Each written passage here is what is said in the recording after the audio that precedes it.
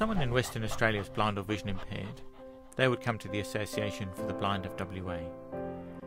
Our offices are right next to the railway station in Victoria Park because we know that if someone needs to come to us, they almost certainly are unable to drive. We offer quite a wide range of services.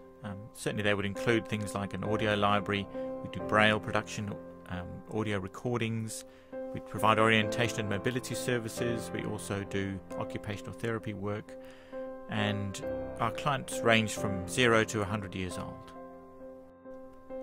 So the association employs around about 80 people, and really with an organisation like this, they're not here for the money, they're here because of the tremendous difference that they can make every single day to somebody else's life, and really often you can see it in the clients who come to us. If you were to ask me what would be the most recognisable service that we have, I don't think there's any doubt it would be our guide dogs. And a guide dog can be thought to be really just about guidance, but actually it's a lot more than that. It gives its owner the confidence to leave their front door and go out into the community and without getting lost.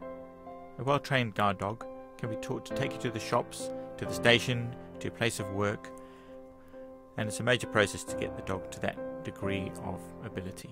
We pick puppies, typically Labradors, really because of the temperament and characteristics that they display. The process begins with volunteers and goes right the way through to professional guide dog instructors whose final role is to match the dog with the individual person who will be that dog's owner for the next 8 to 10 years. We began almost a century ago as a Braille organisation, and over the decades that's evolved into audio recordings and providing an audio talking book library.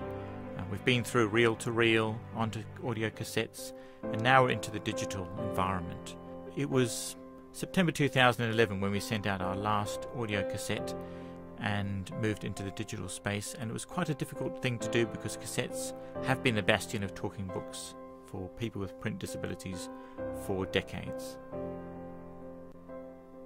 The process of making the change from cassettes to a digital environment was difficult because we have over 1,000 mostly elderly clients, but we now have a library that is fully downloadable and also complemented by posting material out still, but this time on USB cartridges. Our goal now is to make our talking book library and our audiobooks accessible and available to any Western Australian with a disability.